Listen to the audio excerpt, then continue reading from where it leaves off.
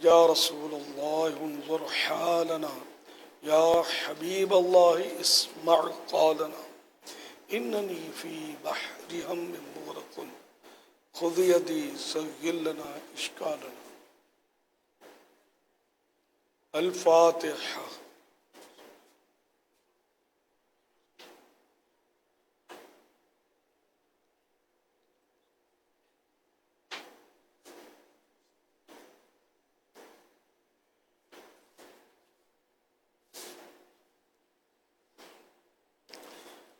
قال اللہ تعالی فی شان حبیبہ ان اللہ وملائکتہ یصلون علی النبی یا ایھا الذین آمنوا صلوا علیہ وسلموا تسلیما۔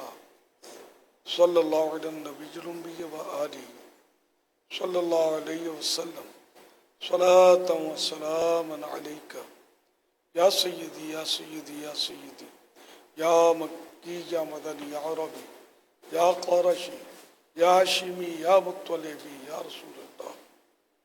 سبحان ربک رب العزت عما یصفون وسلام علی المرسلین والحمد للہ رب العالمین۔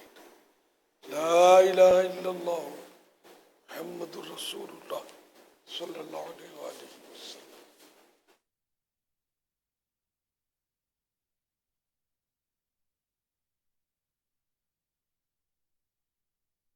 اللہ تعالی علی محمد۔ ایک بڑا خوبصورت واقعہ بیان کرتا ہوں۔ حضرت شقیق بلخی رحمۃ اللہ تعالی علیہ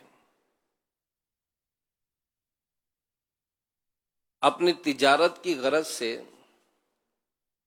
سفر کا ارادہ کیا،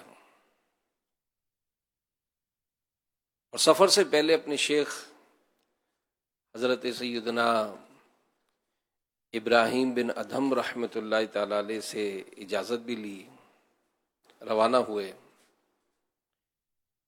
راستے میں ایک جگہ پڑاؤ تھا، کہیں قافلہ رکا آپ کا، تو آپ نے ایک پرندے کو دیکھا جس کے پر زخمی تھے اور تھا صحت مند۔ تو آپ نے دل میں خیال کیا کہ یہ پرندہ جو بظاہر یوں اڑ نہیں سکتا اور زخمی حالت میں پڑا ہوا ہے، تو اس بیابان صحرا میں یہ اپنا رزق کیسے پاتا ہے؟ آپ نے اس پرندے پہ توجہ رکھی۔ تھوڑی دیر گزری کہ ایک اور پرندہ آیا اور اس زخمی پرندے کو اس نے کھلایا پلایا۔ تو یہ منظر دیکھ کر شقیق بلخی رحمۃ اللہ تعالی علیہ نے بڑا اثر لیا، اور انہوں نے سوچا کہ جب اللہ پاک اس زخمی پرندے کو رزق دے رہا ہے تو مجھے بھی رزق دے سکتا ہے، میں تجارت کے لیے کیوں اس طرح مارا مارا پھروں۔ چنانچہ وہ واپس گھر لوٹ آئے۔ جب ایک دو دن میں شیخ ابراہیم بن ادھم رحمۃ اللہ تعالی علیہ سے ملاقات ہوئی، آپ نے فرمایا تھا کہ آپ تو چلے گئے تھے تجارت کے لیے، واپس کیسے لوٹ آئے؟ تو انہوں نے سارا واقعہ سنایا۔ اس طرح میں نے زخمی پرندے کو دیکھا اور دل میں سوچا کہ یہ پرندہ اپنا رزق کیسے لیتا ہے، تو پھر میں سوچا کہ میں کیوں اتنی مشقت کروں، اللہ پاک مجھے رزق عطا فرمائے گا۔ ابراہیم بن ادھم رحمۃ اللہ تعالی علیہ نے فرمایا سبحان اللہ، تم نے خود کو اس اندھے اور عاجز پرندے کی جگہ کیوں رکھ دیا جو دوسروں کی مدد کا محتاج ہے؟ تم اس پرندے جیسے کیوں نہ بنے جو خود محنت کرتا ہے اور دوسروں کو نفع دیتا ہے۔ تو پیارے پیارے اسلام بھائیوں، غور کریں اور سوچیں تو واقعی اس بات کی بڑی تربیت کی حاجت ہے، اور ماشاءاللہ مدنی مذاکرے میں بیٹھے ہیں، اعتکاف میں حاضر ہوئے ہیں، تو ہمیں ان چیزوں کی بارہا کئی موقعوں پر ہمیں ایسے مدنی پھول ملتے ہیں جس میں زندگی گزارنے کا ایک ہمیں سلیقہ سکھایا جاتا ہے، کیونکہ یہ معاشرے کا یہ بھی ایک بڑا پرابلم ہے، مانگے تانگے کا جو معاملہ ہے، کہ ہر چیز کے معاملے میں دوسروں کی طرف نظر رکھی جاتی ہے، خودداری، یہ یوں سمجھنے کے معاشرے میں کم ہوتی نظر آ رہی ہے۔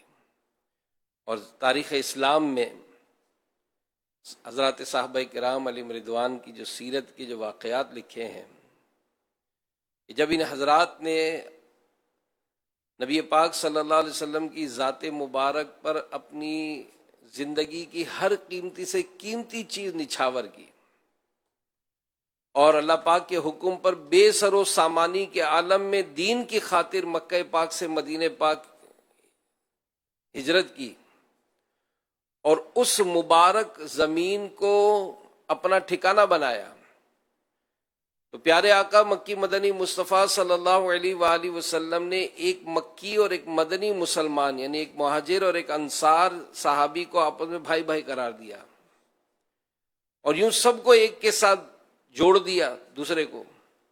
یہ تاریخ انسانیت کی اعلیٰ ترین مثال بھائی چارے کی، کہ جہاں مدینہ منورہ کے رہائشی صحابہ نے بے سر و سامانی کی حالت میں ہجرت کرنے والے اسلامی بھائیوں کو بڑے پیارے انداز میں اپنی ہر چیز کا حصے دار بنایا اور ضروریات کا خیال رکھا، تو وہیں مہاجرین کی طرف سے بھی خودداری کا بہترین مظاہرہ کیا گیا، جیسا کہ مروی ہے کہ نبی پاک صلی اللہ علیہ وسلم نے حضرت عبد الرحمن بن عوف رضی اللہ عنہ اور حضرت سعد بن ربیع رضی اللہ عنہ کے درمیان رشتہ مواخات یہ قائم فرمائے، دونوں کو ایک دوسرے کا بھائی بنایا۔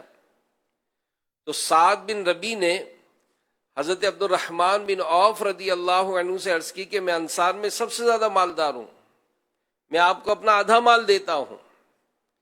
اس پر حضرت عبد الرحمن بن عوف رضی اللہ عنہ فرمانے لگے کہ مجھے اس کی ضرورت نہیں ہے، مجھے اس کی ضرورت نہیں ہے، ایسا کوئی بازار ہے جس میں تجارت ہو؟ تو سعد رضی اللہ عنہ نے بتایا کہ قینقاع کا بازار ہے، آپ صبح وہاں گئے، پنیر اور گھی منافع میں لائے، پھر مسلسل آپ بازار جاتے رہے، بڑے تاجر بن گئے۔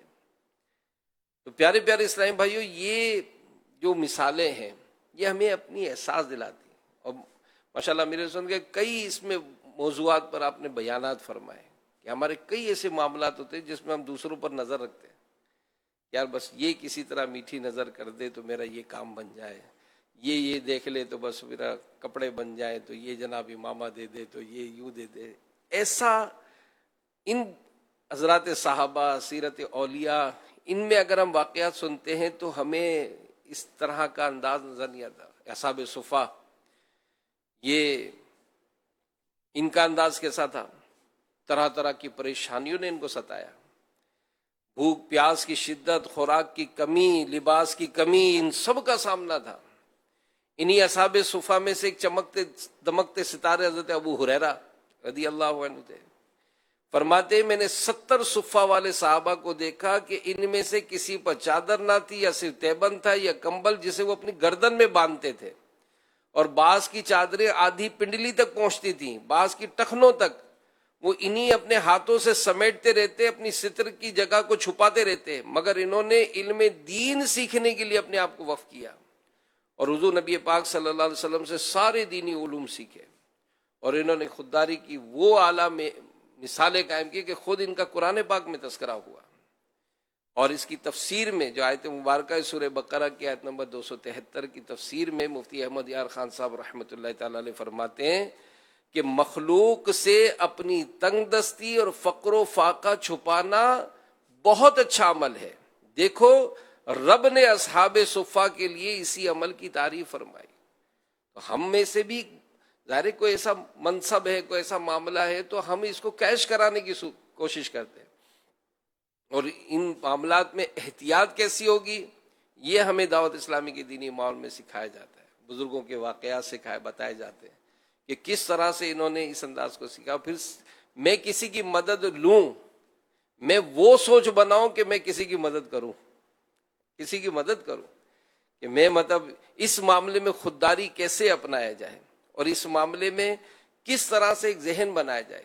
اور جب یہ بیانات اور معاملات تو صدیق اکبر رضی اللہ عنہ کے بارے میں ملتا ہے کہ آپ کے ہاتھ سے کبھی اونٹنی کی نکیل گر جاتی تو اسے اٹھانے کے لیے ہاتھ مار کر اونٹنی بٹھا دیتے اور خود نکیل اٹھاتے. لوگ عرض کرتے کہ ہمیں حکم کیوں نہیں دیا, ہم اٹھا کر پیش کر دیتے. آپ فرماتے ہیں کہ میرے پیارے محبوب صلی اللہ علیہ وسلم نے مجھے حکم دیا تھا کہ میں کسی سے سوال نہ کروں. بہت پہلے امیر رسول کے بڑا بہترین بیان ہوا تھا ہمارے مدرسۃ المدینہ کی قاری صاحبان, بلکہ اجتماع تھا تقسیم اسناد کا. یہ چونکہ تربیت کا ایک سلسلہ ہوتا ہے اور جو سیکھنے والے ہیں ماشاءاللہ وہ سیکھتے. کسی بزرگ کا واقعہ فرمایا تھا کہ سفر سے واپسی آ رہے تھے اور واپسی آتے آتے اپنے جو ان کا گاؤں تھا اس سے پہلے کسی گاؤں میں پڑاؤ تھا, پیاس لگی تھی, پانی دستیاب نہیں تھا. یاد آیا کہ فلاں جو شاگرد ہے اس کا گھر ہے, کیوں نہ میں اس کے یہاں سے پانی لے لوں. فرماتے کہ گئے اور وہاں کے دروازے تک پہنچے, لیکن پھر خیال ہوا کہ کہیں ایسا نہ ہو کہ یہ پانی پینا میری جو ہے نا اس کو جو دین کا تعلیم دینی اس کی اجرت نہ بن جائے, لہذا واپس آ گئے. تو یہ جو انداز ہے میرے پیارے پیارے اسلامی بھائیوں, یہ ہمیں بڑا درس دیتے ہیں. تو اگر ہم جو یہ عادتیں ہوں, بعض کہ کوئی چیز کی ضرورت پڑی تو بلا جھجک مانگ لینا, اور کوئی بھی کام ہو تو وہ سوالات کرتے رہنا. فتاوی رضویہ شریف میں امام اہل سنت رحمت اللہ علیہ بلا اجازت شرعی سوال کے متعلق فرماتے کہ سوال کرنا حرام ہے, اور حدیث پاک میں ہے کہ سوال کرنے والا حرام کھاتا ہے. تو ہمیں بھی نیت کرنی چاہیے کہ بلا اجازت شرعی سوال نہیں کروں گا, اور پہلے اگر یہ گناہ کر چکے ہوں تو صدق دل سے توبہ کر لینی چاہیے. حضرت عبداللہ بن مسعود رضی اللہ عنہ فرماتے کہ میں کسی شخص کو بھی فارغ دیکھنا پسند نہیں کرتا کہ نہ تو وہ اپنے دنیاوی معاملات میں مصروف ہو اور نہ ہی اپنی آخرت کے معاملات میں مشغول ہو. تو یہاں پر بھی جو ہمیں موقع ملا ہے ساتھ رہنے کا, کرنے کا, تو کئی ایسے ہوتے ہیں کہ جو مطلب وہ اتی متی جو ہمارے یہاں جملہ استعمال ہوتا ہے, بالکل ہر چیز تیار چاہیے, اور بعض چیزیں ہوتی ہیں تو مانگنے کا ہوتا ہے. اس میں ظاہر خود سے بھی اگر کوئی کوپریٹ کرے, مثال کہیں بیگ رکھ رہے ہیں اور بیگ اگر کوئی بھی ترتیب بیٹھے پڑے ہوئے ہیں تو اس کو بھی ترتیب سے رکھ دیا جائے. اور کئی ایسے ہوتے ہیں ماشاءاللہ امیر علیہ سنت نے تربیت فرمائی تو جیب میں ان کے تھیلی بھی ہوگی, اور ایسا کوئی کچرا وغیرہ ہوگا تو چنتے رہیں گے, مسجد کو صاف ستھرا رکھیں گے. کوئی ایسی چیز بے ترتیب رکھی ہوگی تو اس کو ترتیب سے رکھیں گے. کھانے پینے کے معاملات ہوئے تو خود آگے بڑھ کر اپنے اسلامی بھائیوں کو کوئی نہ کوئی سہولت فراہم کی جائے. اور بعض کا ہوتا ہے کہ ہر چیز ان کو تیار چاہیے, بلکہ کسی ایک جگہ ہم نگران شورا جس طرح ہم کو واقعات سناتے ہیں, تو کہ چند دوستوں کا سفر تھا تو سب نے اپنے اپنے ذمہ کام بانٹ لیے. تو کسی ایک تھا سست, تو اس کو جب کہا کہ یار چلو کچھ کھانا پکاتے ہیں تو سودا لینے آتے ہیں, تو کہا نہیں یار میں تھکا ہوا ہوں, میں بازار نہیں جا سکتا. اچھا چلو بازار آ گیا, اب کچھ سبزی وبزی کاٹنے کا, نہیں یار میری پریکٹس نہیں ہے میری, میں سبزی اور یہ گوشت ووش کاٹ نہیں سکوں گا. اچھا چلیں کچھ پکانے کے معاملے میں چولہے میں وہ ہانڈی میں جو چمچ گھماتے, نہیں دھوئیں سے تو ملے الرجی کے مجھے. تو کھانا تیار ہوا, تو اب تو ہاں میں کھانے کے لیے تیار ہوں, یہ کام میں کر لوں گا. تو یہ بھی ایک طبیعت ہوتی ہے نا کہ ہر چیز میں کوئی چیز نہ سودا لینے جانا ہے, نہ سودا کھانا بنانے کے لیے کوئی کوشش کرنی ہے, نہ برتن دھونے کا بھی کوئی ایسا نظام بنانا ہے, تو ہوتی ہے طبیعت. اور بعض ماشاءاللہ ہوتے ہیں جو جدول میں بھی آگے ہوں گے, سیکھنے سکھانے کے حلقے میں بھی ہوں گے. تو اس طرح کا ایک اپنا انداز چیک کریں, اور ایسے لوگوں کو پھر پوچھے بھی کہ یار آپ کو اتنا کیسے مزہ آتا ہے. تو بعض ہوتے ہیں ماشاءاللہ جو سیکھنے سکھانے کے حلقوں میں بھی ہوں گے, اور پتہ چلے گا کہ سارے اسلام کو بٹھانا ہے, سلانا ہے, کسی کی چادر پڑی ہوگی تو طے کر کے رکھ رہے ہوں گے. تو یہ ایک اچھا فیل ہوتا ہے یار, یہ کیسا ہمارا کمپنی کا ایک ممبر ہے, یہ ہمارے حلقے کا کیسا اسلام بھائی ہے ماشاءاللہ, جو سب کے ساتھ کوآپریٹ کرتے ہیں. تو اس طرح سے، اور پھر یہ جو تربیت ہوتی ہے یہ پھر انسان ذرا ساتھ لے جائے گا تو گھر میں بھی ہوگی، کہ گھر کے کام کاج میں جو حصہ لینا اور گھر کے کام کاج میں، یہ ہمارے پیارے نبی صلی اللہ علیہ وسلم کا انداز مبارک. ام المومنین حضرت سیدتنا عائشہ صدیقہ رضی اللہ عنہا فرماتی ہیں کہ رسول اللہ صلی اللہ علیہ وسلم اپنا جوتا شریف یعنی نالے پاک درست کر لیتے تھے، اپنے کپڑے خود سی لیتے تھے، اپنے گھر میں ایسے ہی کام کرتے تھے جیسے تم میں سے کوئی اپنے گھر میں کام کرتا ہے، اپنی بکری کا دودھ دوہ لیتے، اپنے کام خود کرتے تھے. تو ہمیں تو ہر چیز کی تکیہ لانا بھائی، یار پانی دینا، یار یہ گلاس رکھ دینا یار. تو یہاں پر بھی رہ کرو، گھر میں بھی ایسا ہی ہوتا ہے کہ گھر میں بھی ہمارے آرڈر چلتے رہتے ہیں، بچوں سے، گھر والوں سے، بھائی بہنوں سے، ایون کے ماں باپ سے بھی، کہ ماں باپ کی خدمت کی جگہ اب تک مطلب ماں باپ اگر جس بستر سے اٹھتے ہیں تو پتہ چلا والدہ ایک بستر اٹھاتی ہے ہمارے بستر کو طے کر کے رکھنا. تو یہ سب کیا، یہ وہ اچھی عادت ہے جو انسان اگر اپنائے تو اس کی زندگی میں بڑی برکت ہوتی ہے. حضرت شیخ بہاؤالدین زکریا ملتانی رحمۃ اللہ تعالی علیہ، آپ کی سیرت میں ایک واقعہ لکھا ہے کہ اتنے بڑے رتبے پر آپ فائز تھے، ہزاروں خدام ہونے کے باوجود اپنے کام خود کر لیا کرتے تھے. کسی کام کو اس لیے نہ روکے رکھتے کہ خادم آ کر کرے گا، بلکہ بعض اوقات خدام کی موجودگی میں بھی اپنا کام خود کر لیا کرتے تھے. امیر حسن کی خدمت میں بھی بہت پرانی بات ہے کہ کچھ اسلام بھائی حاضر ہوئے تھے، 2 یا 3 اسلام بھائی تھے. تو گفتگو ہو رہی تھی، رات کا پہر ہو گیا تھا، تو چائے ان کو دی گئی. اچھا وہ چائے بھی پیو، کپ وہیں رکھے ہوئے تھے.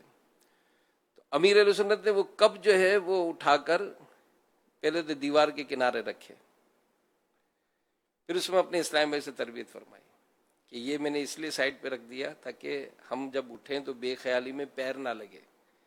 تو اس طرح کی ہم کو سکھائی بات کہ اگر کبھی بھی کوئی ایسا معاملہ ہو تو بعض اوقات وہ برتن راستے میں رکھے ہوتے تو خود ہی چلتے چلتے اڑا دیا اس کو.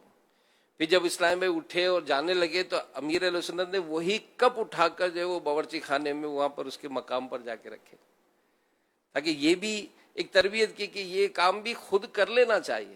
ایسا تھوڑی کہ یہ چھوٹے چھوٹے کاموں میں بھی اگر ہم انتظار کریں کہ بھائی فلاں آئیں گے وہ اٹھائیں گے. تو اس طرح کی کئی ایسے اچھی عادتیں ہیں کہ جن کو اگر انسان اپنی زندگی کا حصہ بناتا ہے تو جن کے ساتھ وہ رہتا ہے نا وہ بڑے سہولت میں ہوتے ہیں کہ یار اس کے آنے سے ہمارا کام کم ہوگا، ایسا نہیں ہوگا کہ یہ آئے گا تو کام اور بڑھ جائیں گے. تو یوں میرے پیارے پیارے اسلام بھائیو، اگر ہم اپنی زندگی کا جائزہ لیں تو انشاءاللہ الکریم اس کی خوب برکتیں نصیب ہوں گی. اللہ پاک ہم سب کو عمل کرنے کی توفیق عطا فرمائے.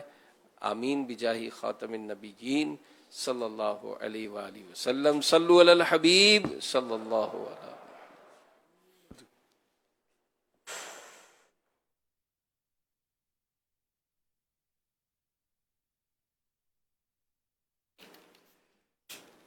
الحمد للہ رب العالمین والصلاة والسلام علی خاتم النبیین اما بعد فاعوذ باللہ من الشیطان الرجیم بسم اللہ الرحمن الرحیم.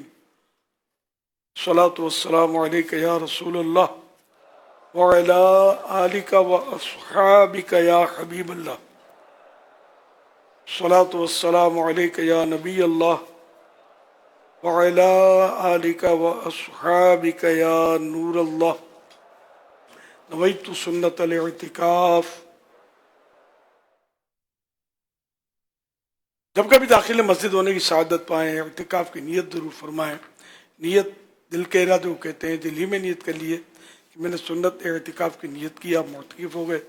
دل میں نیت حاضر ہوتے ہوئے زبان سے بھی دوہرا لینا زیادہ اچھا ہے.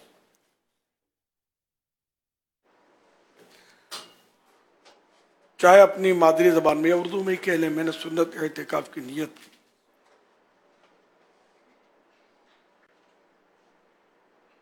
یاد رکھیے مسجد میں کھانا پینا، سونا، سحری، افطار، آب زمزم شریف پینا، دم کیا پانی پینا، نیاز کرنا وغیرہ اسی صورت میں جائز ہوتے ہیں جبکہ اعتکاف کی نیت ہو. اگر نہیں کی تھی تو اب کر لیجئے اور افطار کر لیجئے. اگر وقت میں گنجائش ہے اور یاد آ گیا ہے تو پہلے ہی نیت کر لیجئے. اور مناسب یہ کہ اللہ کی رضا کے لیے کر لیں اور کچھ ذکر و درود کر لیجئے, چاہے تو 12 بار درود پاک پڑھ لیجئے. پھر پہلے آپ افطار کریں, کھانا کھائیں, سوئیں. کرنا ثواب کے لیے چاہیے, کھانے پینے سونے کے لیے نیت نہ کرنا, یہ نہیں صرف ان کاموں کے لیے نہ کی جائے ورنہ ثواب نہیں ملے گا. جائز تو ہو جائیں گے یہ کام کھانے سونے کے. صلو علی الحبیب صلی اللہ علیہ محمد. ماشاءاللہ بھی بیان بہت پیارا ہوا خودداری کے تعلق سے, اپنے کام اپنے ہاتھوں سے کرنے کے تعلق سے. اب اس میں کچھ تھوڑی یوں میں نے وضاحت مناسب سمجھی کہ حدیث پاک پڑھی گئی اور کچھ یہ بتایا گیا کہ سوال کرنا حرام ہے وغیرہ, تو وہ اپنی جگہ پر صحیح تھا, اور شرعی اجازت کے بغیر سوال نہ کیا جائے یہ بھی صحیح تھا. لیکن پھر جو مدنی پھول تھے نا, اس میں میرا خیال ہے کہ میرے خیال میں گڈ ہو رہا تھا کہ شاید لوگ سمجھتے ہوں کہ جیسا اب میں نے خود سہارا لیا, کرسی کا اشارہ کیا کہ لے آئیں, یہ سارے سوال تو حرام ہو گئے. پھر ایسے غلط فہمی نہ ہو جائے کہ ابھی بھی تو یوں کہا جا رہا تھا, یہ تو خود سوال کر رہے ہیں.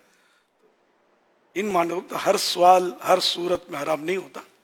یا جیسے کہ تکیہ اٹھا دو, وہ چادر ذرا رکھ دو نا, پانی پلا دو نا, یہ حرام نہیں ہے. یہ غلط فہمی نہ ہو, یہ چیزیں حرام نہیں ہے. بلکہ اگر دو دوست ہیں, دونوں میں آپس میں ایسا ہے کہ فری شپ ایک دوسرے کی چیزیں لے لیتے ہیں, مانگ کے کھا لیتے ہیں, تو اس میں بھی کوئی حرج نہیں ہے. سمجھے, یہ بھی حرام نہیں ہے. حرام مطلب عام طور پہ جو سوال ہے نا وہ ذلت, جس مانگنے میں ذلت ہوتی ہے, جیسے بھیک مانگتا ہے یا ویسے سوال کرتا ہے تو لوگ بوجھ سمجھتے ہیں, سامنے والا بوجھ سمجھے گا, تو یہ وہ ذلت کے مقام ہوتے ہیں. یا کسی کو کہا کہ یار میرا یہ ڈائمنڈ کی بوری اٹھا لو نا یار, آپ تو پہنچا دو گھر پہ, تو یہ سوال بھی منع ہے. کہ یہاں بھی ایک مطلب یہ کہ وہ اس کو بہت بوجھ پڑ جائے گا, تو یہ بھی یار یہ مزدوری بچانے کے لیے لے, مجھے گدا گاڑی بنا دیا. تو ہر صورت میں ہاں البتہ مانگنا نہ مانگنا وہ اپنی جگہ پر ہے. کہ بعضوں سے صحابہ کرام سے سرکار صلی اللہ علیہ وسلم نے اس بات پر عہد لیا تھا, بیعت انہوں نے کی تھی کہ ہم کسی سے کچھ نہیں مانگیں گے. وہ ان کی اپنی مطلب ہے کہ یہ ان کی حد تک تھا کہ حضرت ثوبان بھی ان میں شامل تھے, بلکہ شاید حضرت ثوبان سے ہی لی تھی. حکیم بن حزام, پہلے بھی ثوبان کہا تھا میں نے, حضرت حکیم بن حزام رضی اللہ تعالیٰ عنہ. تو یہ مطلب ان سے بیعت لی تھی, تو یہ اپنا کوڑا بھی زمین پر تشریف لاتا کبھی گھوڑے سے, تو وہ بھی کسی سے نہ کہتے کہ بھائی اٹھا کے دو, خود گھوڑے سے اتر کر اٹھا لینا, سوال نہیں, یہ بیعت کی تھی. تو یہ ان کے لیے تھا, ورنہ کوئی کہہ دے کہ بھائی یہ ذرا میری فلاں چیز گر گئی تو آپ اٹھا کر دے دیں, تو اس میں لوگ نہ اس کو یہ معیوب ہے نہ اس کو لوگ بوجھ سمجھتے ہیں, بلکہ بعض اوقات تو خوش ہوتے ہیں کہ آسان خدمت ہے نا, کہ کسی مسلمان کا کام کر دیا, کسی خدمت کر دی. میں یہ وضاحت کر دوں مطلب. ہاں, صلو علی الحبیب صلی اللہ علیہ محمد. اس میں اگر یہ بھی وضاحت ہو جائے, کیونکہ ہمارے یہاں یہ ہوتا ہے کہ دوست سے موٹر سائیکل مانگ لی, دوست سے گاڑی مانگ لی, اور اس طرح کی چیزیں, یا تو آپ آدھے گھنٹے کے لیے موٹر سائیکل دینا, اور موٹر سائیکل آدھے گھنٹے کے تو لے گیا, لیکن جب واپس بھی رکھی نا تو وہ ٹنکی بھی ایسی خوش کر کے دے دی نا, ایسا بھی نہیں تھا کہ آدھے گھنٹے کا پیٹرول ہی بھرا کر دے دیتا میں.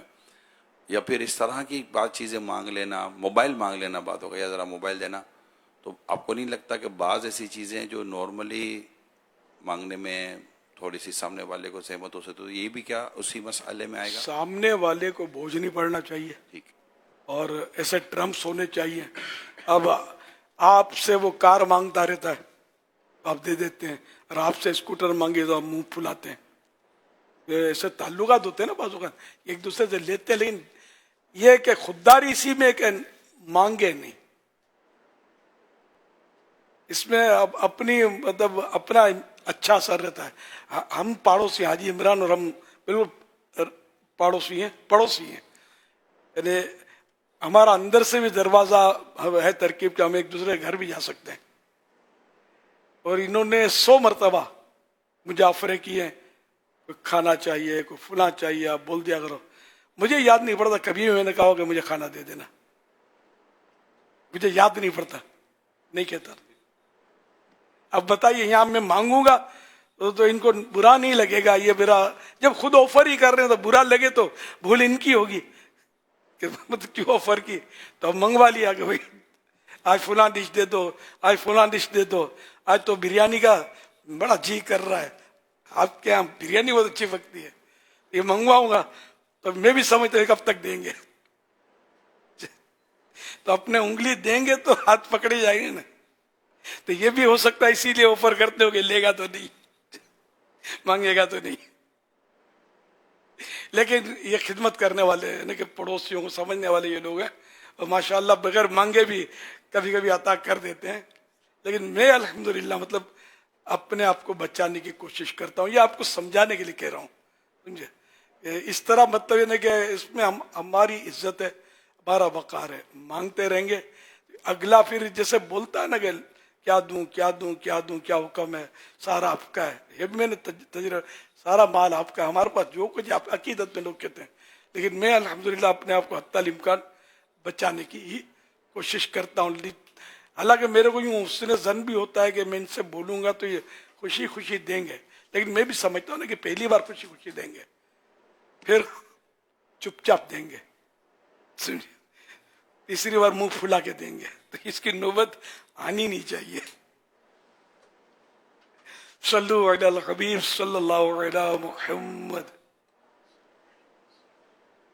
میرا نام محمد علی رضا تاری ہے، میں چائنا سرچ کر رہا ہوں، میری عمر 8 سال ہے. امیر اہل سنت کی بارگاہ میں سوال عرض ہے کہ اگر گھر میں ایک ہی اسلامی بہن اعتکاف کریں تو کیا وہ اپنے بچوں کو کھانا بنا کر دے سکتی ہیں؟ میرے اور میرے والدین کے لیے مغفرت کی دعا فرما دیجیے، جزاک اللہ خیرا. کچن پہ جانا، کچن اگر وہ مسجد بیت میں داخل کی، واش روم میں تو یہ صلاحیت نہیں ہے کہ مسجد بیت میں شامل ہو. دیکھ لیتے ہیں اس میں،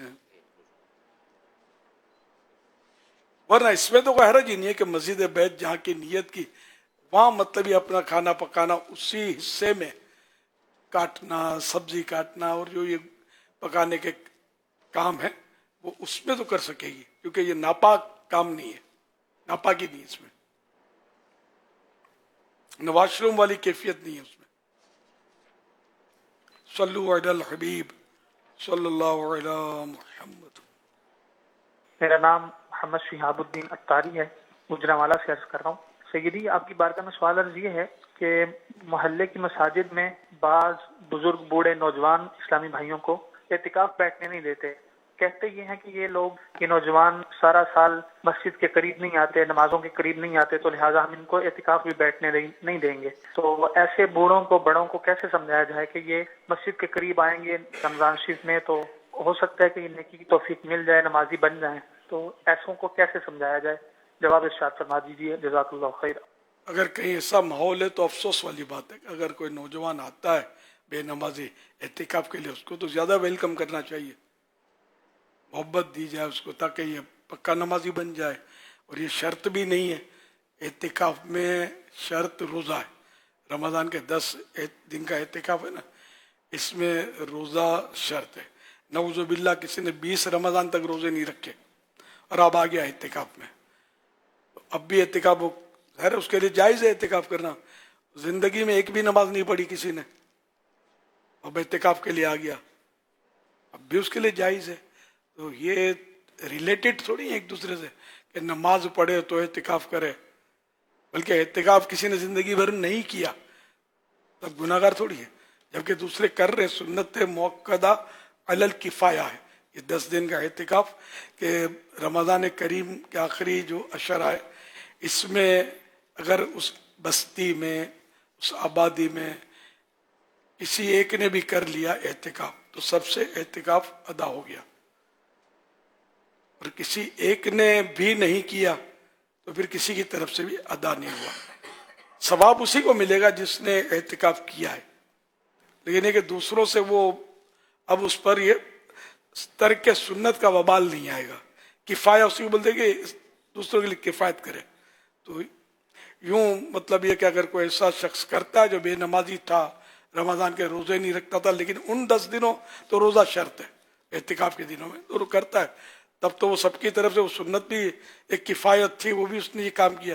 تو بہرحال کیسا بھی شخص ہو کہ اگر وہ مسلمان ہے, گناہوں پر نادم ہوگا, آئے گا تو اعتکاف کو اس کو روک نہیں سکتے. بہرحال اور کوئی وجہ نہ ہو تو کہ یہ اعتکاف میں رہ کر کوئی نقصان پہنچائے گا, مسجد کی چیزیں آگے پیچھے پارسل کرتا رہے گا, کوئی سی مطلب اس میں خرابی ہو تو وہ الگ بات ہے.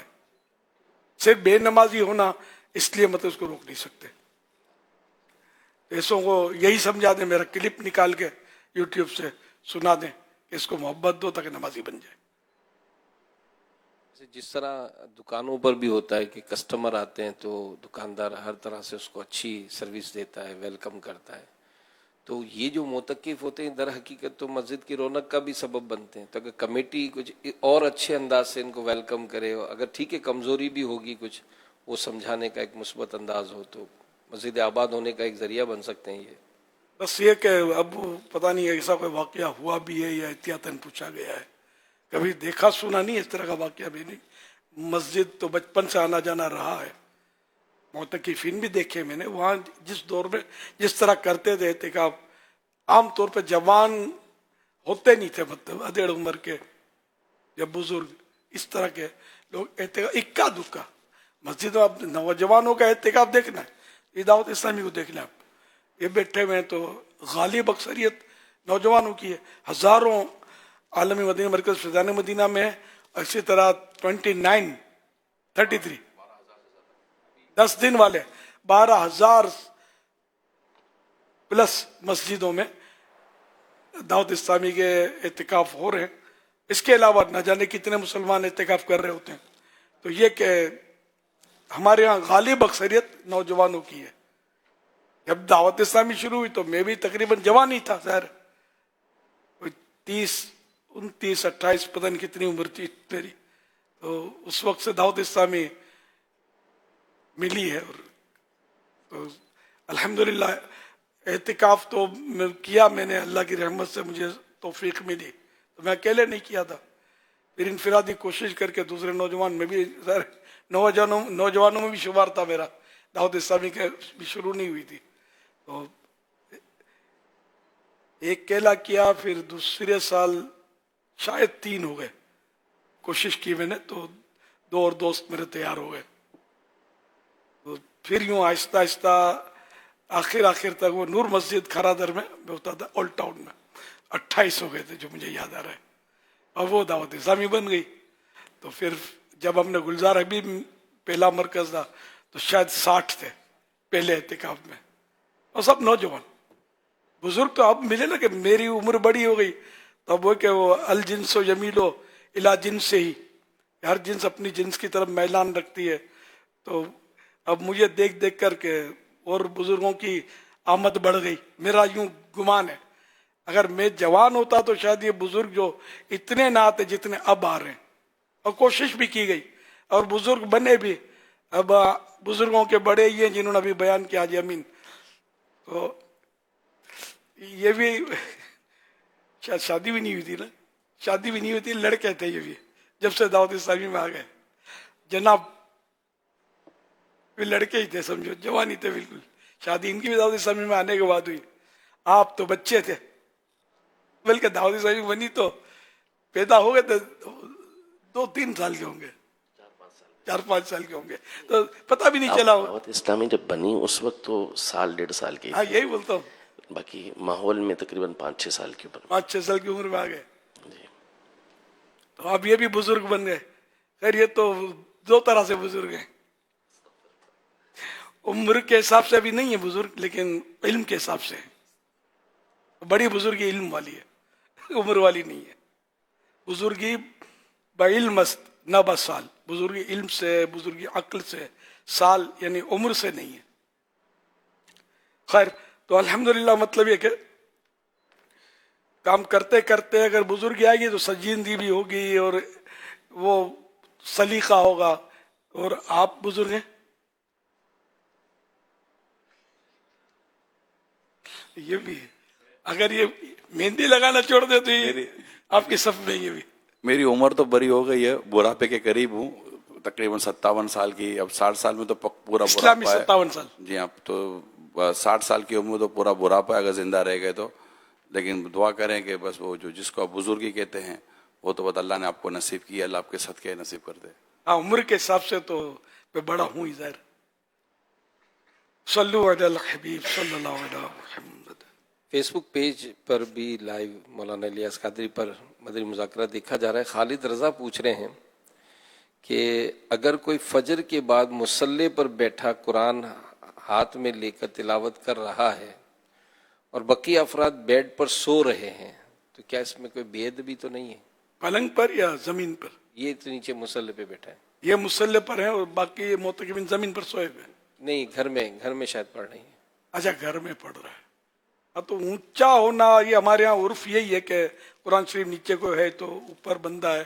بے ادبی یعنی قریب کی کوئی صورت, جیسے کرسیوں پہ بیٹھتے ہیں ہمارے یہاں مسجد کے اندر, تو بعض تو معذور ہوتے ہیں تو اس لیے ان کی مجبوری ہوتی ہے, تو اس میں ہم یہ کہتے ہیں کہ پڑھنے والا تھوڑا دور ہو کے بیٹھے تاکہ یہ بے ادبی کی صورت نہ بنے. ویسے بے ادبی ہوگی نہیں کیونکہ وہ معذور ہے. تو اسی طرح پہ سونے والے کس انداز میں سو رہے ہیں کہ اگر وہاں سے اس کا دور ہونا ممکن ہے تو وہ دور ہو کر ہی قرآن مجید فرقان حمید پڑھے. لیکن اب ہم اس کے لیے ہر ایک کو کہیں گے نہیں کہ وہ بیڈ سے اتر کر نیچے آ کے آرام کرے. پڑھنے والے کو چاہیے کہ کسی اور جگہ پر بیٹھ کے قرآن پاک کی تلاوت کرے. گھر کا ہی پوچھ رہا ہوں, فیضان مدینہ وہاں کوئی تلاوت کر رہا ہے تو ہم لوگ بھی تو اوپر بیٹھے ہوتے ہیں نا. تو یہ بے ادبی. پھر اوپر منزل پر بھی لوگ ہوتے ہیں تو نیچے قرآن شریف تو ہر مکان ہر بلڈنگ میں قرآن شریف تو ہر کمرے میں مسلمانوں کا ہوتا ہے. پڑھیں نہ پڑھیں, یہ اللہ کا کرم ہے کہ قرآن شریف سے محبت ہے, تصور ہے کہ یہ اللہ کی کتاب اور برکت والی کتاب ہے, تو گھروں میں تو لوگ رکھتے ہیں. اوپر دوسرے رہتے ہوتے ہیں, دوسرا بہت کچھ بنا ہوتا ہے اوپر, تو اس کو بھی بے ادبی نہیں کہتے. یوٹیوب چینل پر مولانا الیاس قادری پر بھی لائیو مدنی مذاکرہ دیکھا جا رہا ہے.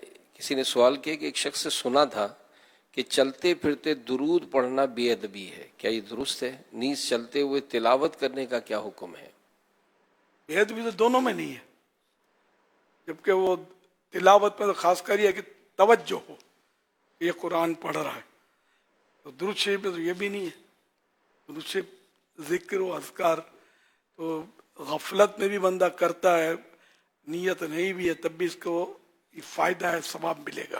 نیت کرے زیادہ ثواب ملے گا. اتنی توجہ سے پڑھے گا, خشوع و خضوع سے پڑھے گا, اتنا ہی اس کا درجہ بڑھے گا, فوائد بڑھیں گے. یہ چلتے پھرتے پڑھنے پر اگر پابندی پڑھیں رکھیں گے نا اپنے, تو پھر پڑھنا لوگ چھوڑ دیں گے. تو اسی بلا وجہ کی قید نہ لگائی جائے. آپ کوئی خود بیٹھ کر پڑھتا ہے, سرکار کے روزے کی طرف منہ کر کے پڑھتا ہے, دو زانو بیٹھتا ہے, باوضو بیٹھ کر آنکھیں بند کر کے سرکار صلی اللہ علیہ وسلم کا تصور باندھ کر درود پاک پڑھ رہا ہے, یہ تو نور علی نور, بہترین ہے. لیکن اب سب کو اسی کا مطلب یعنی پابند بنائے کہ اس کے علاوہ نہیں پڑھ سکتے, تو پھر لوگ ظاہر درود شریف پڑھنا چھوڑ دیں گے. جو جیسے کرتا اللہ کا نام لے رہا ہے اور شریعت نے رکاوٹ نہیں ڈالی, نہیں روکا, تو اپنے کائے کو روکیں. جیسے میں کہا کرتا ہوں کہ قرآن شریف پر بعض بڑے بوڑھے وہ انگلی لگاتے ہیں, ہر لائن پر بسم اللہ الرحمن الرحیم پڑھتے ہیں, تو بعض اس کو منع کرتے ہیں کہ نہیں ہونا چاہیے, تو اللہ کا نام لینا چھوڑ دیں گے. یہ اب پڑھنا سیکھنا چاہیے, یہ تلاوت نہیں ہے جو یہ کر رہے ہیں, لیکن یہ کہ اس بہانے بسم اللہ الرحمن الرحیم پڑھ رہے ہیں, قرآن کھول رہے ہیں, قرآن شریف کو دیکھنا بھی تو عبادت ہے. یہ کچھ تو اللہ کا ذکر ہی کر رہے ہیں, یہ تلاوت نہیں ہے. نہ اس میں تلاوت کا ثواب ملے گا, لیکن یہ گناہ بھی تو نہیں ہے نا, اور اللہ کا ذکر تو ہے نہیں ہے, تو اس کو نہ روکا جائے. ہم اس طرح کی چیزوں سے روکیں گے, قیودات لگائیں گے, جیسے وہ چلتے پھرتے مت پڑھو تو یہ قیدیں لگائیں گے نا, تو اب لوگ ویسے مسجدوں میں نہیں آ رہے, ذکر و اذکار کی طرف نہیں آ رہے, گناہوں میں مشغول ہیں. تو ان کو اس طرح کی قیودات اب اپنی طرف سے لگائیں گے نا, تو پھر یہ دور بھاگیں گے, ان کو وحشت ہوگی. تو ان کو آنے دو, پڑھنے دو. جیسے اب وہ کوئی پینٹ شرٹ میں آتا ہے, کوئی ننگے سر آتا ہے مسجد میں, جو کچھ کرتا ہے, اگر شرن کو اس میں کوئی بالکل ننگے پاؤں لے کر, یعنی کیا کہنا چاہیے, چڈی پہن کر آتا ہے, اس کو تو سمجھائیں گے کہ یہ رانیں کھلی نہیں ہونی چاہیے، لیکن اس کے علاوہ کوئی ایسا لباس پہنتا ہے جس کو شریعت نے حرام قرار نہیں دیا، ناجائز قرار نہیں دیا، ٹھیک ہے معیوب ہے جو کچھ ہے، آنے دیا جائے مسجد میں، آئے گا تو سیٹ ہو جائے گا. اب اس کو بگا دیں گے تو پھر یہ کہیں اور چلا جائے گا، اللہ کے گھر کی طرف رخ نہیں کرے گا کہ یار یہ نمازی لوگ اپنے آپ کو کیا سمجھتے ہیں، ہم سے نفرت کرتے ہیں، ہم کو دھتکارتے ہیں، ہم کو بگاتے ہیں. داڑھی منڈا ہے، شیوڈ ہے، خشخشی داڑھی رکھی ہے، تراش خراش کی ہے، پونی باندھی ہوئی ہے پیچھے، جو بھی کر رہا ہے اس کو روکا نہ جائے، اللہ کے گھر سے آنے دیا جائے، اس کو جھکا دیا جائے کہ بارگاہ خداوندی میں جھک جائے، تو دل میں جھک جائے گا، سب کچھ ہو جائے گا انشاءاللہ. آہستہ آہستہ ایک دم سے ہم کان پکڑ کے منزلیں طے نہیں کروا سکتے کسی کو. آپ کو یہی دیکھا ہے کہ جو چیزیں مطلب بہت زیادہ امپورٹنٹ، جیسے تلاوت، تو اپنا بھی وہ جو میں اسی کو لینا چاہ رہا تھا کہ بس تلاوت نہیں ہے، وہ تلاوت ان کو کرنی چاہیے، تلاوت ان کو سیکھنی چاہیے، قرات سیکھنی چاہیے، لیکن جو کر رہے ہیں ان کو بھی اس چیز سے بھی روکنا کوئی دانش مندی نہیں ہے، ورنہ وہ اس سے بھی رہ جائیں گے. یہ جو ایک معتدل سوچ ہے کہ لوگوں کو لایا جائے، ان کو بغایا نہ جائے، ان کو دھتکارا نہ جائے، انہیں جو بھی تھوڑا بہت بھی اگر اللہ اور اس کے رسول کی رضا کا کوئی بھی ایسا کام کر بھی رہے ہیں تو اس کام پر ان کو باقی رہنے والی بھی بات کی جائے، اور جو اصل چیز ہے اس کی طرف ان کو لانے پر ترغیب دلائی جائے، اور ان کو مطلب کہ بغا دیا نہ دیا. تو یہ مزاج اگر ہم سب کو نصیب ہو جائے تو آپ کو نہیں لگتا کہ اس سے مطلب دین کی طرف آنے والوں کی تعداد بڑھ جائے گی؟ یہ اعلیٰ حضرت رحمۃ اللہ علیہ سے میں نے ویسے سیکھا ہے. ایک سوال کے جواب میں دو جگہ میں نے یاد پڑھتا پڑھا ہے اس کو، یا ہو سکتا ہے ایک جگہ پڑھا ہو، کہ وہ ایک ایسا مطلب ہے کہ مسئلہ ہے جس میں نماز نہیں ہوتی، ایک ایسا مسئلہ ہے، لیکن یہ کہ وہ لوگ کر رہے ہیں.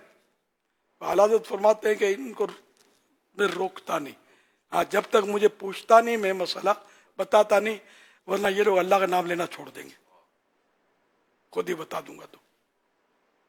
تو یہ موقع مصلحت، یہ کچھ بھی ہے، آج اللہ کا نام لے رہا ہے، کھوٹے دل سے لے رہا ہے، کل سچے دل سے لے گا. وہ کس کا واقعہ ہے؟ ایک بادشاہ کا واقعہ ہے، ایک بہروپیے کا. اب وہ سچا واقعہ ہے یا محمود غزنوی کا؟ عالمگیر بادشاہ کا. ان کے دور میں ایک بہروپیہ تھا، سمجھے؟ بہروپیہ والا جو اپنا سوانگ بدلی کرے، لباس گیٹ اپ چینج کرے، اور ایسا کرے کہ لوگ پہچان نہ سکے. کبھی بڈھے کا روپ اختیار کر لے، جیسے ٹوریا آپ نے دیکھا ہوگا، ٹوریا دیکھا اس میں، حسن نظر نے ٹوریا نام رکھا اس میں، بابا شکر دین. ایسے بوڑھے نہیں ہیں، جوانوں کو بگا دے ایسے. وہ کیسا مطلب وہ ترکیب بناتے ہیں غیر. تو وہ مطلب بہروپیہ تھا. اس کو بادشاہ نے شاید چیلنج کیا کہ تم مطلب مجھے دھوکہ دے کر دکھاؤ بہروپیہ بن کر، تو میں تم کو یہ انعام. ٹھیک ہے، وہ چلا گیا. کیا کچھ عرصے کے بعد، کیونکہ یہ بادشاہ جو تھا بزرگوں کا معتقد تھے، یہ ایک شہرت ہوئی کہ فلاں وہ ویرانے میں کہیں سے ایک بزرگ تشریف لائے ہیں، اور وہ ہر وقت عبادت میں لگے رہتے ہیں، نذرانے قبول نہیں کرتے، کھانے لوگوں سے مطلب کچھ یعنی حرص نہیں ہے، طمع نہیں، دنیا داری میں کہیں آتے جاتے نہیں ہے. اس طرح لوگوں کا آنا جانا، ان کی عقیدت اور لوگ. تو اس میں بادشاہ کو پتا چلا، میں بھی زیارت کے لیے جاؤں. تو بادشاہ ان کی زیارت کے لیے حاضر ہوا دروازے پر، سمجھے؟ تو اب پورا تو یاد نہیں ہے، حضرت مصروف تھے عبادت میں. آخرکار بادشاہ کو اجازت ملی، بادشاہ آیا، دوزانو بیٹھا، دستبوسی کی، اس نے اپنا نقاب اٹھا دیا. پہچانا مجھے؟ میں وہی ہوں بہروپیہ، آنا پڑا نا میرے دروازے پر. تو اس طرح کا میں نے اپنی یادداشت سے بہت پہلے پڑھا تھا. یہ بادشاہ نے اس کو انعام دینے کی کوشش کی کہ یہ انعام تو اس نے اب سمجھ گیا، انعام دینے کی کوشش کی. بولا اب میں نے اللہ کا جھوٹے دل سے نام لیا تم کو دھوکہ دینے کے لیے، تو اتنی عزت ملی کہ بادشاہ میرے دروازے پر، تو اب میں سچے دل سے نام لوں گا اللہ کا تو پھر پتہ نہیں کیا کیا ہوگا. تو یوں مطلب دنیا کی ہرس اس کے دل سے نکل چکی تھی. ماشاء اللہ، اصل اس کی بنیاد یہ تھا.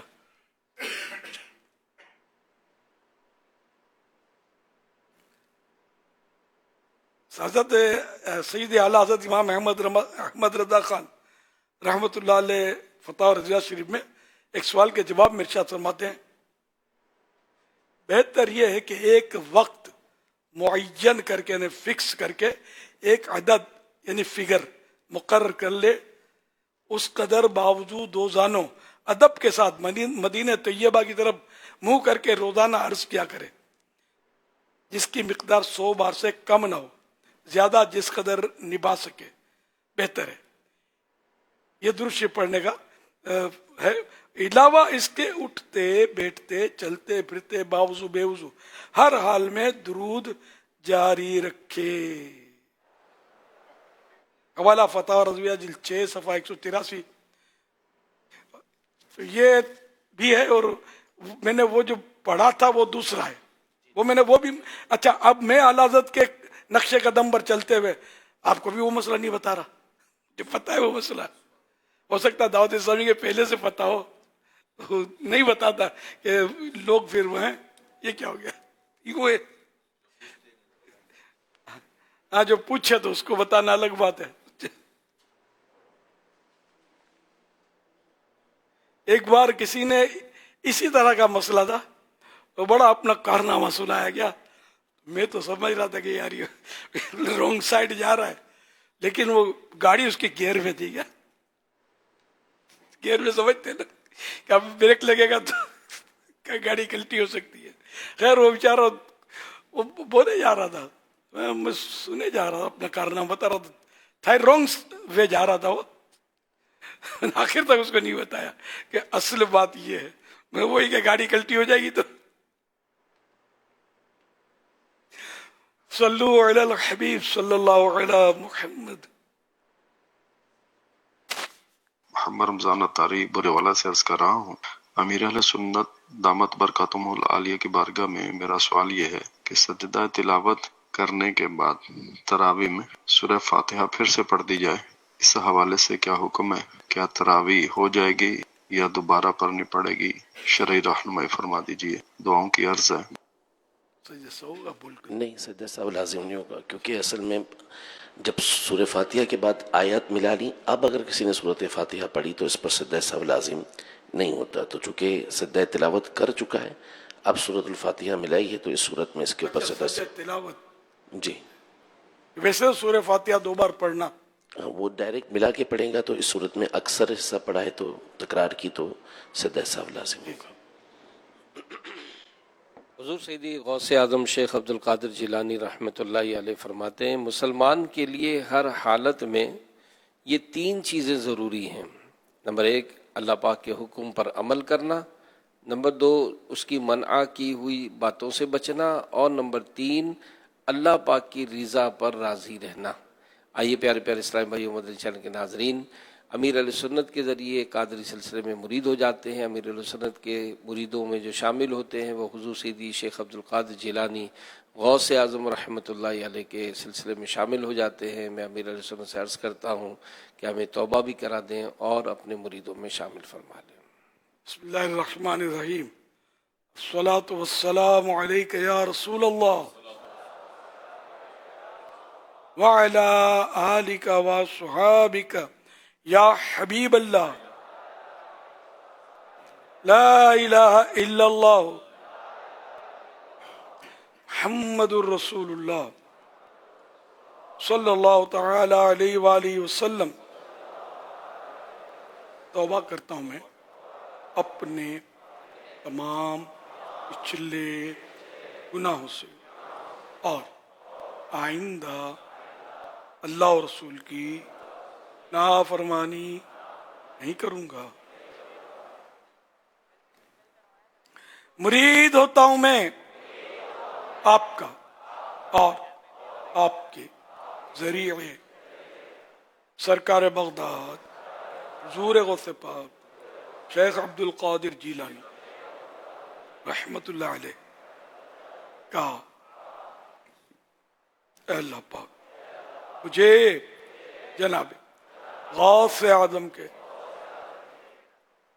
गुलामों में कबूल फरमा और कल क़यामत गौस पाक के गुलामों में उठा। सलातु वस्सलामु अलैका या नबी अल्लाह व अला आलिका व अस्हाबिका या नूर अल्लाह। प्यारे प्यारे इस्लामी भाइयों, आने वाली रात पाकिस्तान में 23वीं शब है, दूसरी ताक़रात है। वक्त तेज़ी के साथ गुजरता जा रहा है। पहली ताक़रात 21 को गुजर गई, आज दूसरी है, और माह रमज़ान भी तेज़ी के साथ गुजरता जा रहा है। मेरी अब तमाम इस्लामी भाइयों से दरख्वास्त है जो इस वक्त घरों में बैठ कर सुन रहे हैं, प्लीज़ मेहरबानी करें, हो सके तो आखिरी अशरा मस्जिद में गुजारिए। अगर इत्तिकाफ़ तो आखिर नहीं हो सका, जिनका नहीं हो सका, लेकिन अब अपना वक्त ज़्यादातर मस्जिद में गुजार सकते हैं। इन रातों को बाहर ज़ाया करने के बजाय, दोस्तों में जाने के बजाय, शायद इस वक्त देखने सुनने वालों में एक तादाद होगी कि आप इस वक्त अगर अपना रमज़ान मुबारक का जायज़ा लें तो होटलों पर बैठकर, लूडो खेलकर, ताश खेलकर, चाय की दुकानों पर बैठकर रातें गुजार कर क्या हासिल किया हम लोगों ने। क्या ही अच्छा हो कि मस्जिद का रास्ता ले लें। अब तो रमज़ान भी जा रहा है, प्लीज़ दरख्वास्त है कम अज़ कम इन ताक़रातों को मस्जिद में गुजारें। मेरी इस्लामी बहनों से भी दरख्वास्त करूँगा, अपने घर में महरिम को मस्जिद की तरफ इनकी आप भी नेकी की दावत दें कि ये मस्जिद का रास्ता लें और मस्जिद की तरफ आ जाएं और यहीं पर वक्त गुजारें। कम अज़ कम मगरिब की नमाज अदा करें और फजर तक मस्जिद में रहें, ताकि ये ताक़रात जो है, क्योंकि शब कदर को आखिरी इश्रे की ताक़रातों में तलाश करना है, वो मस्जिद में ज़्यादा हमारे लिए आसानी है कि हम इसमें सवाब हासिल कर सकें। तो बेहतर नहीं है कि आप आ जाएं। कराची वालों को तो मैं फैज़ान मदीना की दावत देता हूँ, आ जाएं, यहाँ आ जाएं। अल्हम्दुलिल्लाह बड़ा माहौल आप देखिए कितना खूबसूरत बना हुआ है। या फिर आपके यहाँ जहाँ अल्हम्दुलिल्लाह मसाजिद में आशिकान रसूल के साथ इत्तिकाफ़ जहाँ हो रहा है उनके साथ वक्त गुजार लें। मगर रोडों पर, बाज़ारों में ये इस तरह अपने वक्त को ज़ाया करने के बजाय बाज़ गुनाहों में पड़ जाते हैं। प्लीज़ ऐसा ना करें। अल्लाह पाक हम सबको इन घड़ियों की कदर करने की तौफीक अता करे और हमें सवाब से महरूम ना करे। आ जाइए, अपने घरों से निकलिए, मस्जिद में आ जाइए।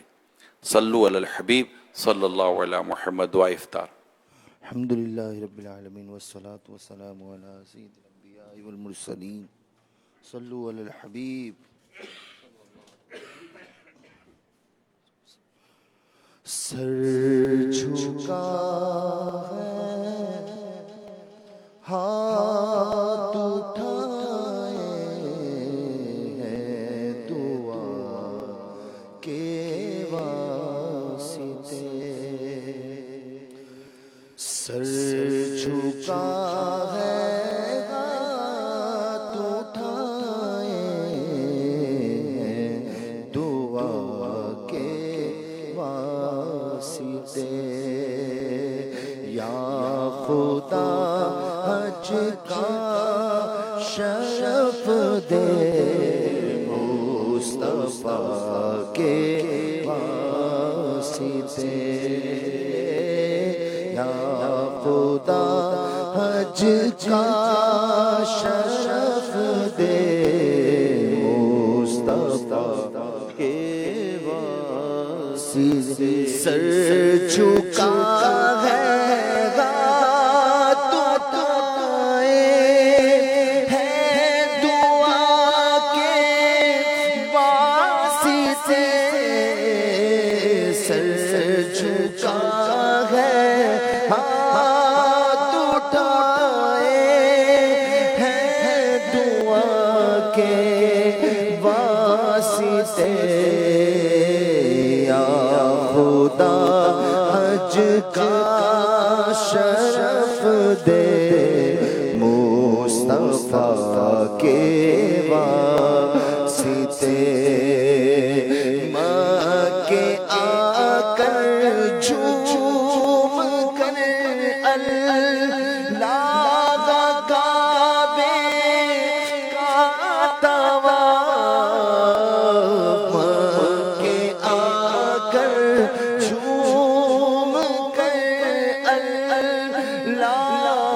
کعبے کا طواف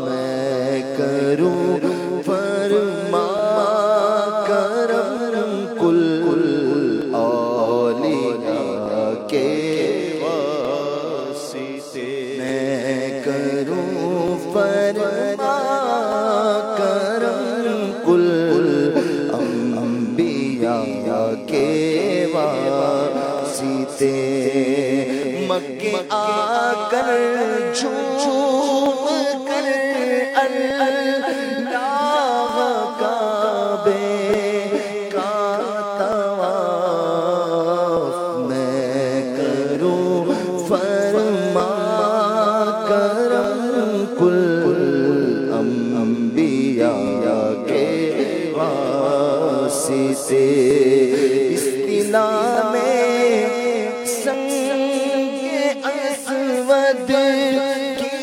سعادت دے مجھے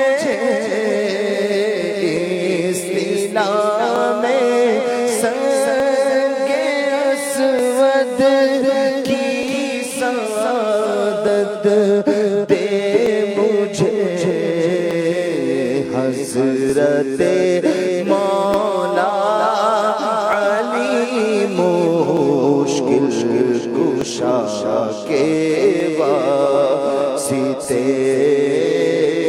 حضرت مولا علی مشکل کشا کے واسطے میں نپٹ کر منتظم سے خوب رو رو کر دعا میں نپٹ کر منتظم سے خوب رو رو کر دعا تجھ سے مانگو یا خدا پیا کے واسطے روبہ قبلہ میں کھڑے ہو کر پیوں زمزم کے جام روبہ قبلہ میں کھڑے ہو کر پیوں زمزم کے جام یہ شرف بھی کر عطا کل اولیاء کے واسطے حج مبرور خدا سا لے روا کر دے نصیب حج مبرور خدا سا لے روا کر دے نصیب یا الہی اے اہل بیت مصطفیٰ کے واسطے یا الہی اہل بیت مصطفیٰ کے واسطے یا الہی مغفرت ابتار کی کر بے حساب بحر کعبہ سبز گنبد کی ضیا کے واسطے بحر کعبہ سبز گنبد کی ضیا کے واسطے الحمدللہ رب العالمین والصلاة والسلام علی خاتم النبی یا رب مصطفیٰ جل جلالہ صلی اللہ تعالی علیہ وآلہ وسلم. تیرے فضل و کرم سے ماہ رمضان کا 22واں روزہ پورا ہونے کو ہے، الہ العالمین قبول فرما لے۔ اے اللہ پاک، ماہ رمضان کے صدقے عشر مغفرت کے طفیل ہماری بے حساب مغفرت فرما، ہمارے ماں باپ کی بھی مغفرت فرما، ساری امت کی مغفرت فرما۔ اے اللہ پاک، جتنے معتکفین حاضر ہیں سب کی مغفرت ہو جائے۔ یا اللہ پاک، جہاں کہیں جو مسلمان اعتکاف میں، سب کی مغفرت ہو جائے، سب پکے نمازی، پکے مسلمان، سچے مسلمان، پکے عاشق رسول بن کر ابھریں۔ اے اللہ پاک، سب سے ہمیشہ کے لیے راضی ہو جا، سب کے گناہ معاف کر دے، سب کو سنتوں بھری، نیکیوں بھری، عبادتوں بھری زندگی نصیب ہو جائے۔ الہ العالمین، ہمارے مریضوں کو صحت عطا فرما، مقروضوں کے قرضے اتر جائیں، پریشان حال خوشحال ہوں، روزی روزگار میں خیر و برکت ہو۔ یا اللہ پاک، جو تنگ دست ہیں انہیں فراخ دستی نصیب ہو۔ مولا کریم، بے اولادوں کو نیک اولاد بعافیت بغیر آپریشن کے عنایت ہو۔ الہ العالمین، جن کی اولاد نافرمان ہے فرما بردار ہو جائے۔ یا اللہ پاک، ہم سے ہمیشہ ہمیشہ ہمیشہ کے لیے راضی ہو جا۔ یا اللہ پاک، ہمیں اپنی پسند کا بندہ بنا لے۔ الہ العالمین، اپنا مقبول بندوں میں شامل، اپنے مقبول بندوں میں شامل فرما لے۔ الہ العالمین، ہم گناہوں کے قریب بھی نہ جائیں ایسا بنا دے، ہمارے اعمال نامے کی سیاہی مٹا دے۔ اے اللہ پاک، جن کے پیچھے دشمن لگے ہیں ان کی حفاظت فرما، دشمنوں کو ہدایت دے۔ اے اللہ پاک، عالم اسلام پر فضل و کرم فرما، ہمارے وطن عزیز کی حفاظت فرما۔ الہ العالمین، مظلوم قیدیوں کو رہائی نصیب فرما۔ یا اللہ پاک، گھریلو ناچاکیاں دور ہوں، گھر امن کے گہوارے بنے، آپس میں محبتوں کے رشتے مضبوط ہوں، خاندانی جھگڑے ختم ہوں، قبیلوں کے جھگڑے ختم ہوں، ہر طرف امن و آشتی کا دور دورہ ہو جائے، سب نمازی بن جائیں، مسجدوں میں آ جائیں، معتکف ہو جائیں، جن کو آسانی ہو اعتکاف کر لیں، سب کو سعادت دے دے، سستیاں دور ہو جائیں۔ اے اللہ پاک، جو مانگا وہ بھی عطا کر، جو نہ مانگ سکے ان میں بھی ہماری بھلائی پر نظر کر، سب پر اپنی رحمت کر، سب کو مغفرت کی خیرات دے دے، سب سے راضی ہو جا۔ تو بخش بے حساب کے ہیں بے شمار جرم، دیتا ہوں واسطہ تجھے شاہ حجاز کا۔ میرے جرم و قصور پر تو نہ جا، میرے جرم و قصور پر تو نہ جا،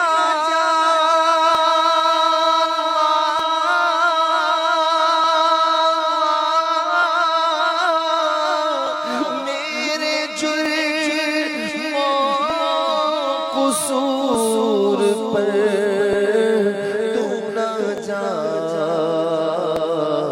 اپنی رحمت کر نظر یا رب، اپنی رحمت کر نظر یا رب، عذاب نار سے آزادیوں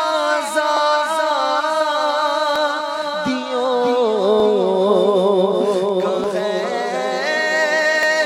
اشارہ،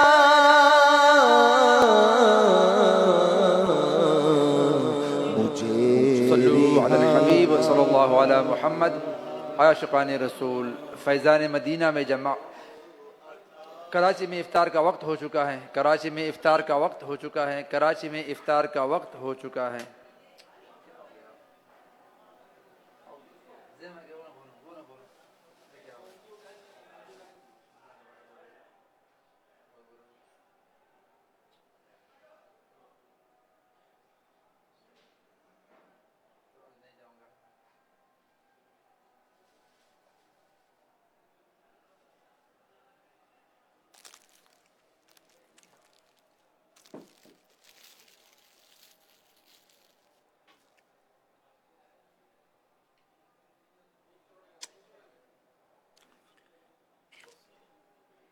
الحمدللہ رب العالمین والصلاة والسلام علی خاتم النبیین اللہم لک توکلت علی رزقک افطرت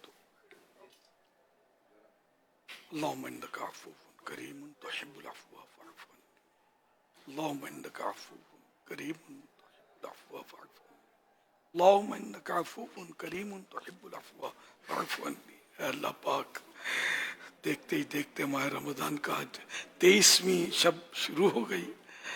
اے اللہ پاک، اب ماہ رمضان اختتام کی طرف بڑھتا چلا جا رہا ہے۔ یا اللہ پاک، کہیں ہم مغفرت سے محروم نہ رہ جائیں۔ اے اللہ پاک، یہ ماہ رمضان ہماری مغفرت کروائے بغیر کہیں ہم سے رخصت نہ ہو۔ یا اللہ پاک، ہماری مغفرت کر دے، ہمیں معافیاں دے دے، گناہ سے بچا لے، جہنم کی آگ سے بچا لے، جہنم کے عذاب سے بچا لے۔ اللہم اجرنی من النار، اللہم اجرنی من النار، اللہم اجرنی من النار۔ الہ العالمین، ہمیں نیک بنا دے، ہمیں اچھا بنا دے، صاف ستھرا بنا دے۔ اے اللہ پاک، عاشق رسول بنا دے، حج کی سعادت دے دے، مدینے کی حاضری کا شرف دے دے۔ اے اللہ پاک، ہمارے مریضوں کو صحت دے دے، تنگ دستوں کی تنگ دستیاں دور ہو جائیں، بے روزگاروں کو حلال و آسان روزی ملے۔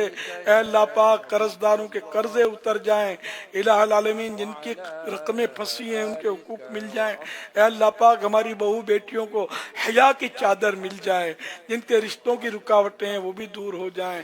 الہ العالمین، سب پر اپنا فضل و کرم فرما، رحم فرما، کرم فرما، ساری امت کی مغفرت فرما۔ اللہم آمین بجاہ خاتم النبیین صلی اللہ تعالی علیہ وآلہ وسلم۔ تو بے حساب بخش کے ہیں بے شمار جرم، دیتا ہوں واسطہ تجھے شاہ حجاز کا۔ اللہ اکبر، اللہ اکبر، اللہ اکبر، اللہ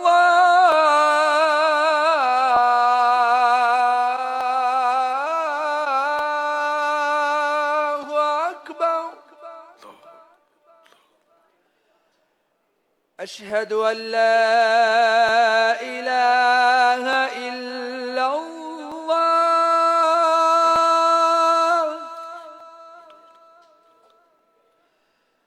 اشہد ان لا الہ الا اللہ،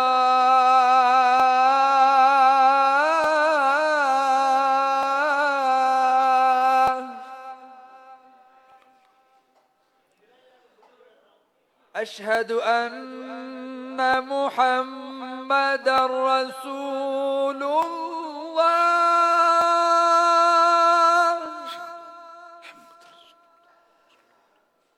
اشہد ان محمد رسول اللہ،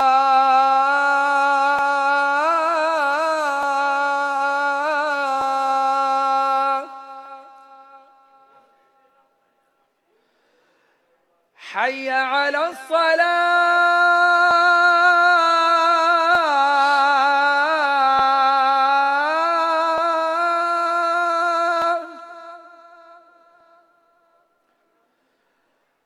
حي على الصلاة،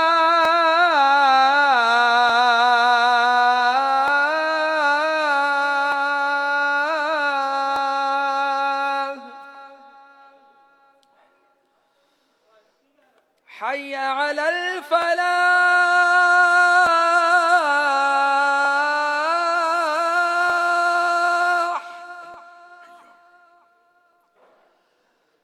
حي على الفلاح،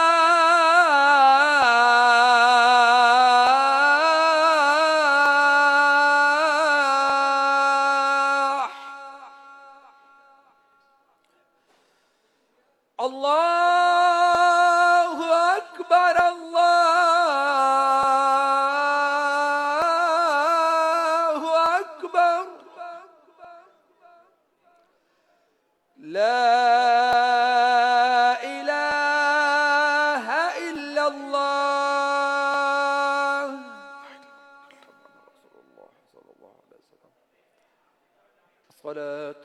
والسلام عليك يا رسول الله وعلى آلك وأصحابك يا حبيب الله. اللهم رب هذه الدعوة التامة والصلاة القائمة آت سيدنا محمدا الوسيلة والفضيلة والدرجة الرفيعة وابعثه مقاما محمودا الذي وعدته وارزقنا شفاعته يوم القيامة إنك لا تخلف الميعاد. الصلاة والسلام عليك يا نبي الله وعلى آلك وأصحابك يا نور الله.